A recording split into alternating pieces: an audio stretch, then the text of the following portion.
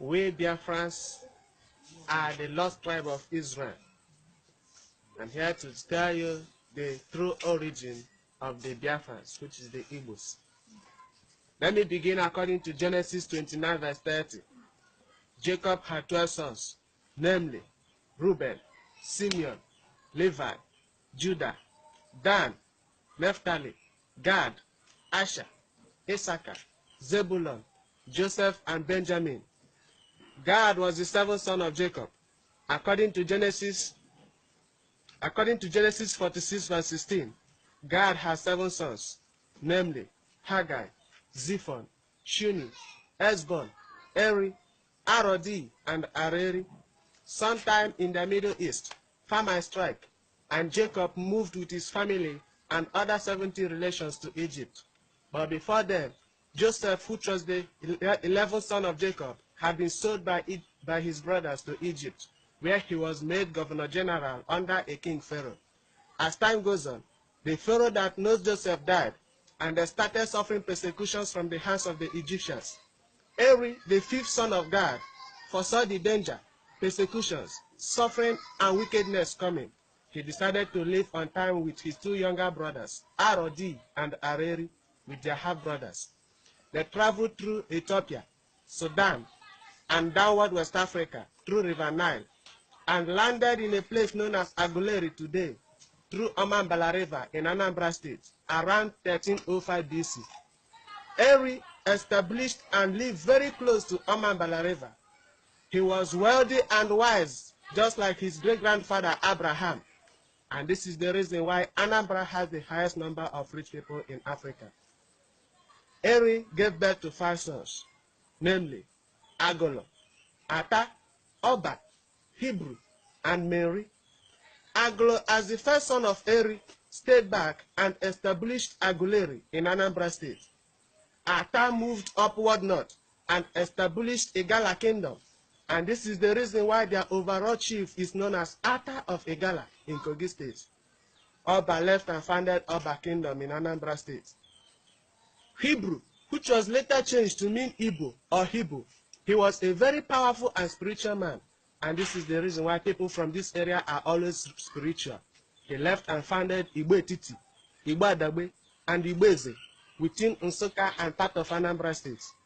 Mary left and founded Agukun, Nri Kingdom. Arodi, which is the 6th son of God, left and founded Arochukwu, very industrious, good at art and craft. Example, Abangwa people of Aba. Arodi gave birth to Nembe, Ngwa, Ogoni, Abakaliki, Afikpo, Aro Aket Ekpene, which is Akwa Ibom, Aro Echi, which is River State, and Aro Ndizog. During slave trade, Aro spreaded all over the world, America, Brazil, and Cuba. And Aro festival has always been celebrated in Cuba till today. Areri, which is the 7th son of God, was a man with a lot of wisdom. The native tongue of his descendants is what you have today as Central Igbo. People from this area has the highest number of graduates and professors in Igbo land.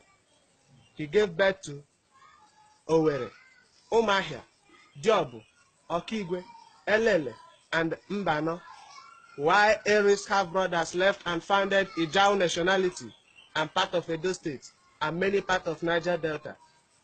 Evidence and similarities. Now, to verify some of those things I have mentioned above, go to Aguleri. There is a particular house known as Obogad. That is House of God.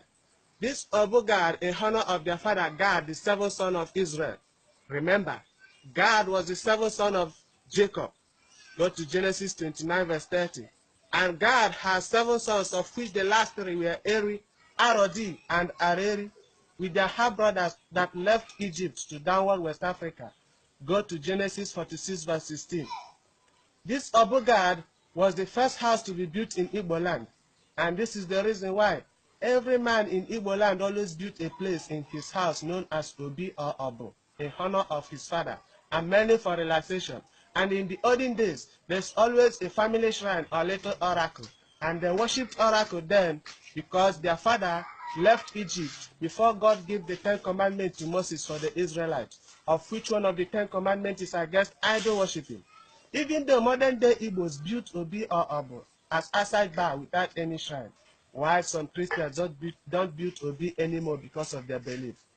This can also be called Eri Temple. This Obu God also serves as a concentration place for royal fathers, which have direct route to Eri. Secondly, at the burial site of Eri, there is a Trinity tree. At the burial place of Eri, there is a Trinity tree standing on the grave site. These are 3 trees, but are strongly united and connected by a single taproot. Adam means first daughter in Israel. Go to Genesis chapter 4, verse 19 and 20, and it means the same thing in Igbo language. When an Igbo man is making opinion in public gathering, he will shout Igbo Queen, and the people will respond by saying Yah. Yah is a short form of Yahweh. Yahweh is the name of Jewish God. The Israelites manufacture 80% of world weapons and 70% of USA weapons, just like the Igbos manufacture 80% of the weapons used during Biafra War, of which no African nation had ever done. The Igbos were only defeated due to hunger policy. By now, we should have been manufacturing war weapons for Africa, and no country should have gone outside Africa to purchase war weapons to fight insurgency, if not for the bad policy of Nigeria. The Igbos are the most highly technologically inclined people in the whole Africa. You can also find out that they always manage the post of science and technology and industries in many Nigerian ministerial posts. The first West African billionaire is from Newi, Chief Laius Ojukwu. The black indigenous vehicle manufacturer, example, Kosharis Motors and Enosin Motors. The indigenous mobile phone and computer manufacturer, example, Slok Mobile is owned by Ojus Okano.